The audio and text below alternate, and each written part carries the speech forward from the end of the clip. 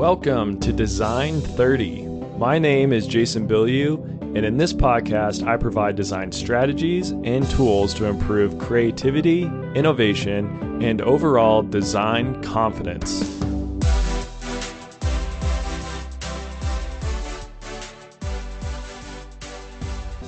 Today, I want to talk about three things in particular. The first topic is just talking a little bit about one of the reasons I'm doing this podcast, just trying to give you a little bit of insight into my motivation behind this and what's kind of driving it. Why am I releasing an episode every Monday? And then the second topic is I released a new Substack this past week, so I want to touch on that real quick. And then finally, I use the term design engineer pretty frequently. And last week I talked about product design because the more I thought about it, I was like, well, maybe not everyone is used to these words. Maybe people don't really understand, well, what is a product designer and what does product design actually mean? You have an idea of what it means, but how does it fit into the overall business, the business case of a company? And so this week I want to talk about design engineering, or what a design engineer is, and just give a little bit of an overview, give you a better idea of what I mean when I say design engineer, because so often what you think, or at least what you'll find if you look up product design, a lot of it is UX, UI designers, website design, app design, which is awesome, right? There's obviously software engineers involved in that, and a lot of other different types of design and engineering.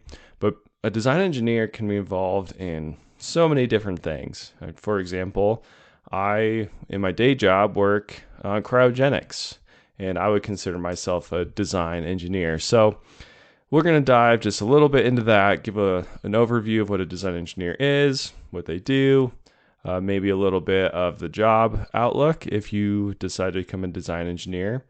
So that's the three topics I want to cover in this episode. Before we dive into that more, as always, you can find Design30 on Instagram. You can also find me on Twitter, which I've been doing a little bit of a Twitter push recently, just trying to see what I thought of the platform. Is it worth investing in? And I'm actually really liking it so far. I don't know if you are on Twitter or not. And I know there's all of the typical political craziness on there, but that's basically on all social media sites, right? So I think something about Twitter that I really like is how easy it is to post and interact with people. Instagram is fun, and obviously it's easy to comment on other people's posts, but it's actually more difficult to just share content spontaneously. On Twitter or on Instagram, you have to create this nice post, and it's all about making your profile look good, and there's a lot of an aesthetic to it, which is fun. It's fun to cultivate that and kind of plan out what the aesthetic of your Instagram page is going to look like. But on Twitter, it's just so easy. You don't really have a page that you're cultivating the look of, so you're posting thoughts, you're sharing stories, articles. It's easy to share pictures and videos.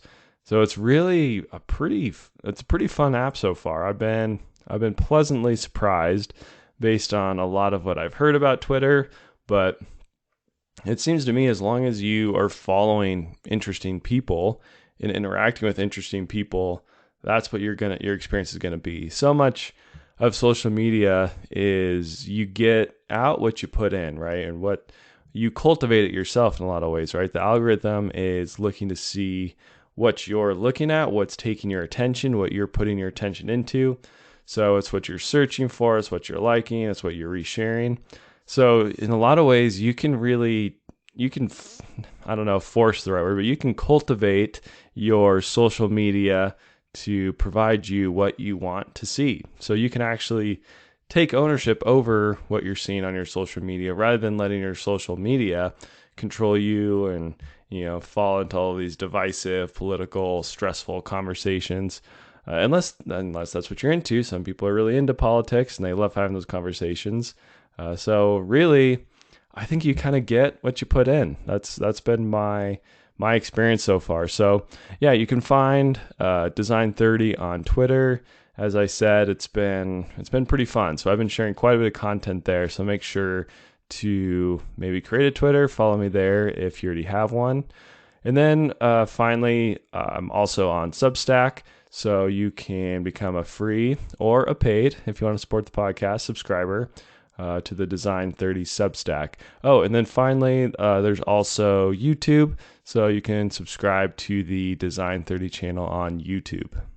Okay, so now getting to the first topic.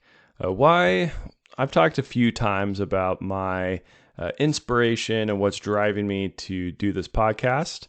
And one of the reasons has just been kind of sitting in my head this past week. And I just wanted to reiterate it and talk about it here because that's what I get to do on this podcast. I get to talk about my random thoughts and you get to listen. So one of the reasons why I'm doing this is it's pushing myself to be a continuous learner. It's something I've always enjoyed it. I've always been, well, not always, but since college especially, I've been a pretty avid reader, always trying to learn about, history and new ideas and product design, of course, and even reading books on artificial intelligence and books on let's see, what else is on the list? The Hero's Journey, Joseph Campbell. So kind of a pretty wide, some people would say random collection of books. But it's all been about continuous learning. And so what I wanted to do with this podcast was I love learning about product design. I want to become a better product designer, a better design engineer, which we'll get into more in a bit here. So maybe it'd be good to actually share these ideas because teaching, right, is one of the best ways to learn concepts. And it's one of the best ways to really embed these ideas in your head. So that was one of the main goals of this podcast. It's I want to take these ideas, these things I'm learning about and reading about, and try to formulate them into a podcast that is interesting and it's concise. And hopefully it's clear.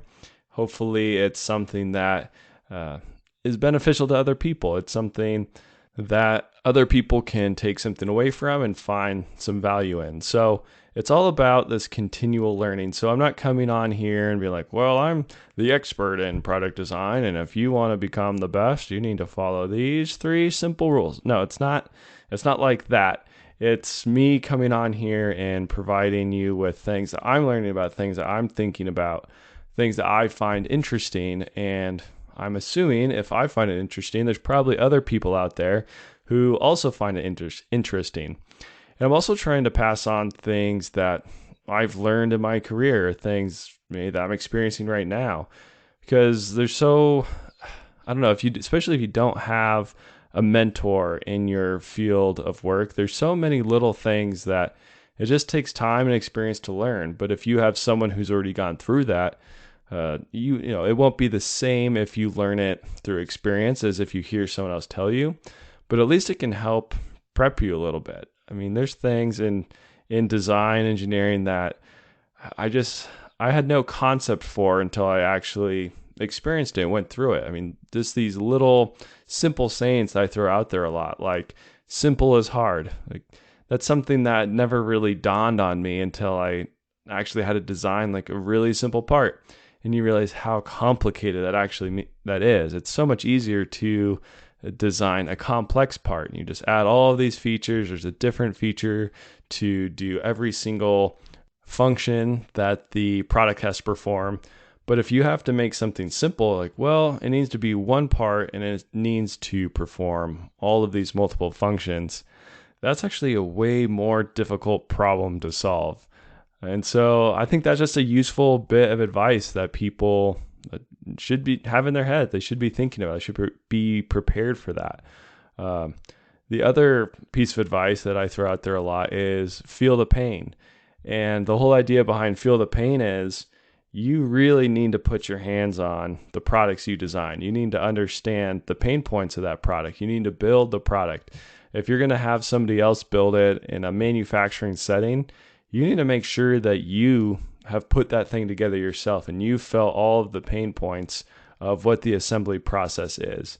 So something like that is also just this, little nugget of wisdom. I would say it's pretty simple, but at the same time, if you actually take that to heart and apply it to your designs and your products that you're going to be producing, it's going to have a huge impact, in my opinion. It's something that you don't know until you know it, and so it's nice to at least get a little. It's nice to have someone plant a seed about that, so it's on your mind when you're working through new designs. So yeah, that's why I'm interested in doing this podcast. I'm trying to provide these new ideas that I'm learning about. I'm trying to, build the skill and the ability in myself to convey information concisely to further embed it in my mind. So I'm trying to improve myself.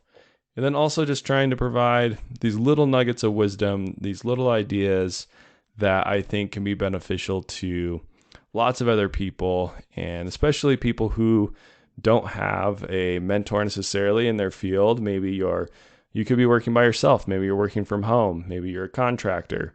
So that is my motivation and one of my goals for this podcast. Next, I wanted to just give a quick update that I released a new Substack this past week. So as always, if you aren't subscribed to the Design30 Substack, make sure to go do that now. You can become a free subscriber. You just put in your email and you will get all of these things that I'm writing sent directly to your email whenever I publish them. So this most recent post that I came out with is called Leaders Create Clarity. And this was something that I've been thinking about over the past couple of weeks of just what is it about a leader that we enjoy, what makes a good leader in all these different aspects of life, right? So it could be a coach in sports. It could be perhaps someone that you worked with in graduate school, or it could be your manager or your boss at work. But what is it about them that makes them a good leader? And obviously there's a lot of different characteristics of a good leader, but in my mind, I recently just started thinking a lot about this idea of clarity and how good leaders, especially a lot of the good leaders I've had in my life, have this ability to create clarity. They help you understand your role, they help you understand your responsibilities, and they make it really clear how to achieve, whether it's the goals of the project, whether it's the goals in your life. They make it really clear on what you need to do. So here's just a quick excerpt from this most recent post that I have on Substack. Good leadership will maximize the output of design team, but bad leadership can absolutely tank a project. In design, what qualities separate the best leaders and managers from the others? I've been thinking more and more about the leaders in my life who have been the most impactful and those who have been able to get the most out of me.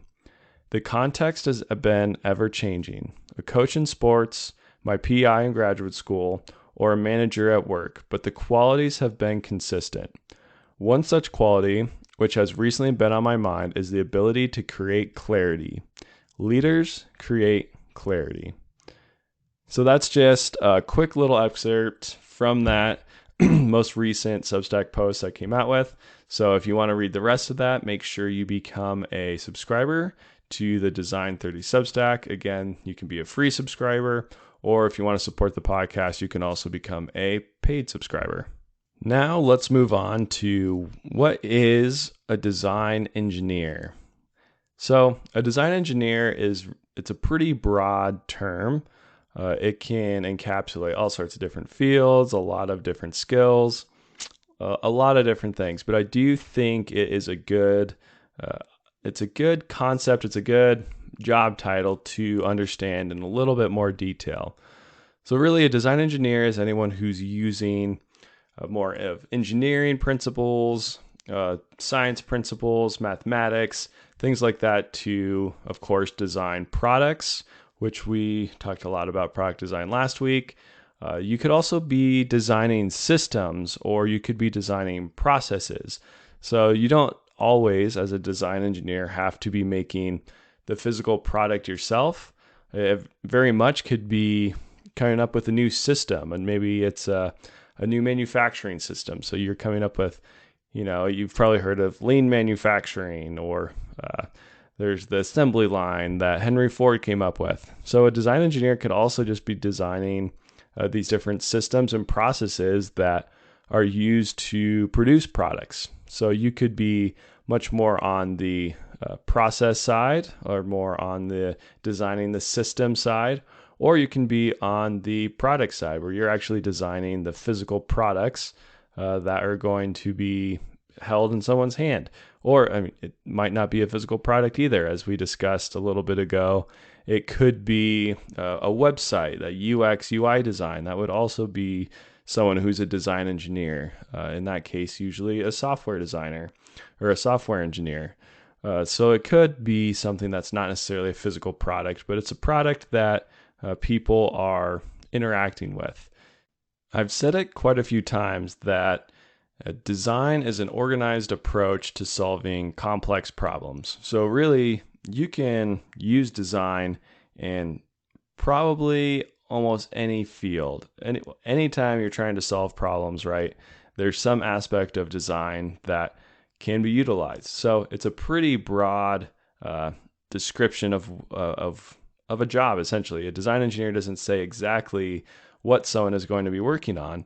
There's industries all over that a design engineer could be working in. For example, you could be working in the aerospace industry. You can work in the automotive industry. You can work on consumer products. Maybe it's consumer electronics. It could be working in the field of energy, working on windmills or solar cells, or all of these different things. You could be someone who's perhaps you're in manufacturing. You're trying to figure out the best way to efficiently manufacture a product. And if you want to talk about solving problems, man, a manufacturing engineer has so many problems that they have to solve all the time. So that's definitely a place where design mindset can be critical. It could also be designing medical devices. That was actually something that I thought I was going to do initially after finishing graduate school. I was very set on working for a medical device company. There's a few big ones that I'd applied to. Medtronic, I knew a few people at. Just taken a biomedical engineering class, which was really fascinating.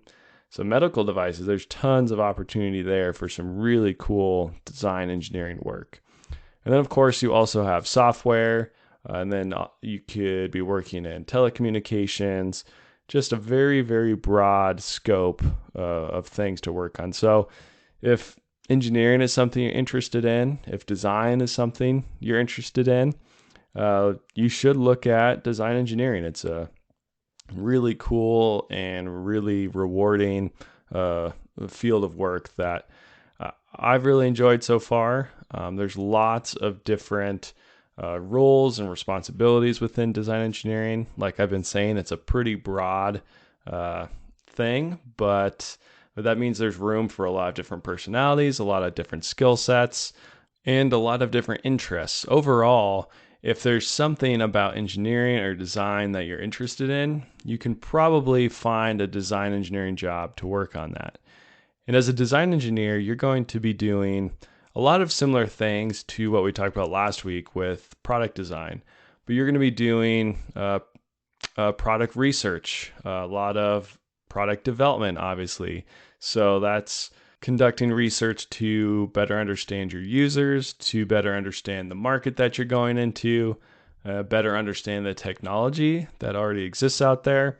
And then you're also going to be creating and also testing prototypes, very similar to what we talked about during the product design phase. Obviously, as a design engineer, you're going to be working a lot through these product design cycles and things like that.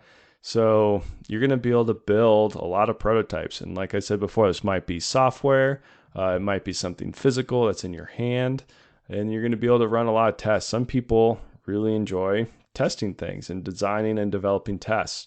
So as a design engineer, that's something that you need to be good at. You probably won't be doing that solely. There'll be a lot of other responsibilities, but testing is going to be a huge part of that. And then you also need to be able to think through the manufacturing process of how someone is actually going to build this product. And so you might not be a manufacturing engineer, or you could be, but you need to be able to develop a manufacturing process. You need to be able to pass the information on to your production team, to the people who are actually going to build this.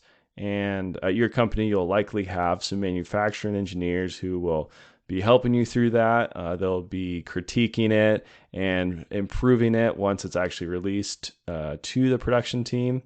But as a design engineer, understanding the manufacturing process is huge, and that should feed back into your design very significantly. And that also connects back to what I touched on earlier as well with feeling the pain. So you need to understand the manufacturing process so that you can understand the pain that people are going through to actually build the product you designed. So that's why you should put it together and build it yourself first, so you can actually personally feel the pain, all the different pain points, and often you can figure out how to solve those. And it's a lot better to do those or to solve those problems during the product development process rather than once the product is released and you have to go through this whole engineering change order. And it's just a lot more work because likely the production team has already ordered a lot of those parts. You got to figure out if you can rework them, if you can scrap them.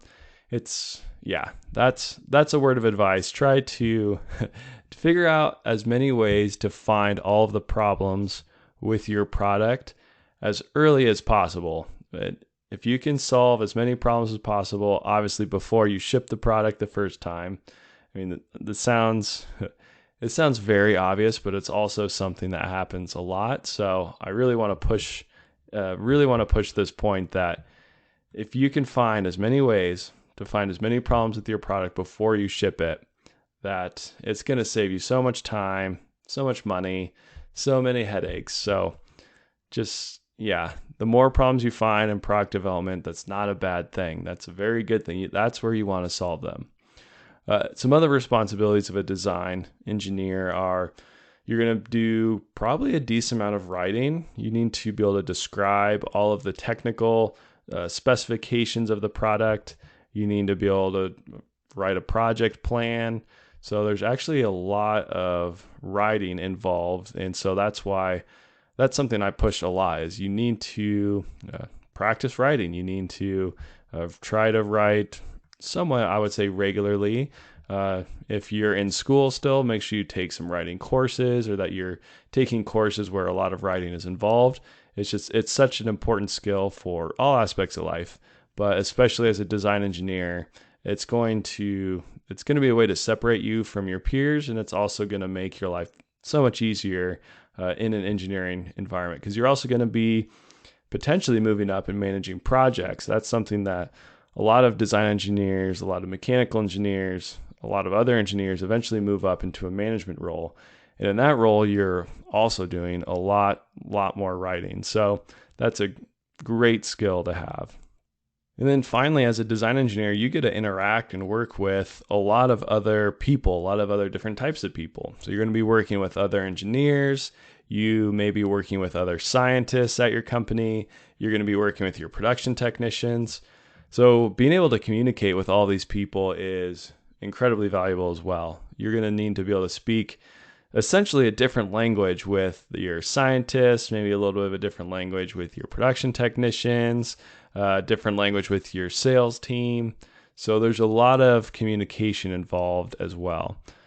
So to me, a design engineer, it's a pretty broad position and it requires a lot of different skills, which is one of the things that I actually love about it. I love that I get to work with our sales team a little bit. I get to write some project plans. I get to write some specifications. I'm working on my writing skills. And then I'm also working in SolidWorks and designing these parts, in our 3D CAD systems. And then I get to order those parts and a lot of them are machined parts. Sometimes they're 3D printed parts. So I get to 3D print them.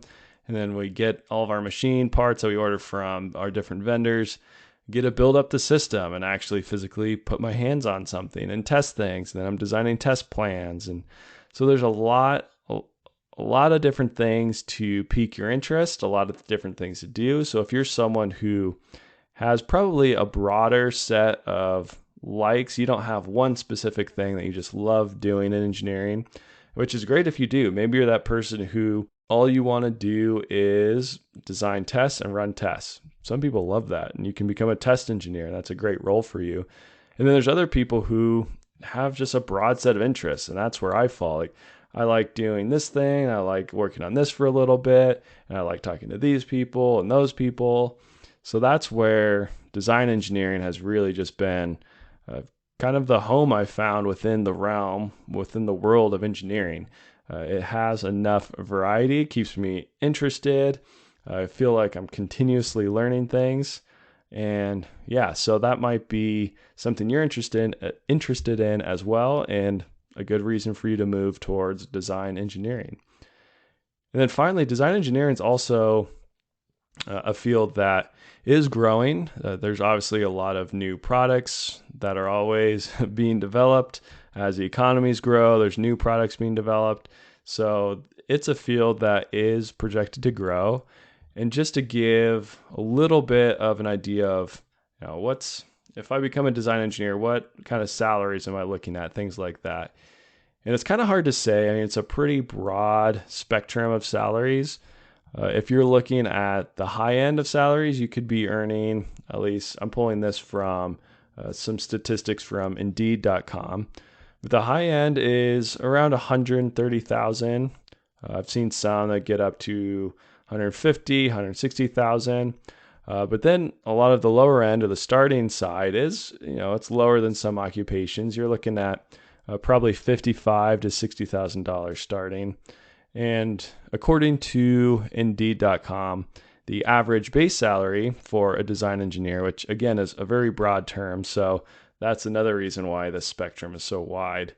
But the average salary right now is about $85,000 per year. So I think that gives you a pretty good idea of what you could be looking for if you're getting into design engineering right now. Obviously, if you're a few years out, these numbers could change somewhat significantly. So there you go. There's a quick overview of what a design engineer is and some of my thoughts on design engineering, why I consider myself a design engineer and am really enjoying it right now. It's just, there's so much to learn, so much to do. There's always new things that you're tasked with as a responsibility. You're constantly having to do research to learn about new technologies. And I don't need to get into all of that again, but that's design engineering. It's an awesome field. I encourage you to do a lot of your own research if it's something that you're looking to get into. And it could also be, maybe you're looking for a little bit of a career pivot. Design engineering, depending on what your background is, could be a really cool place to move or to pivot to if you're looking for that next step or just something new in your career. And so that's where I'm going to leave it for today. I hope this episode gave you a little bit more insight into why I am doing this podcast. I hope it reminded you that I have a new Substack out. And then also, I hope that it gave you a pretty good understanding of what a design engineer is. And with that, I hope you all have an awesome week. And as always, remember, design more, despair less. Thanks for listening.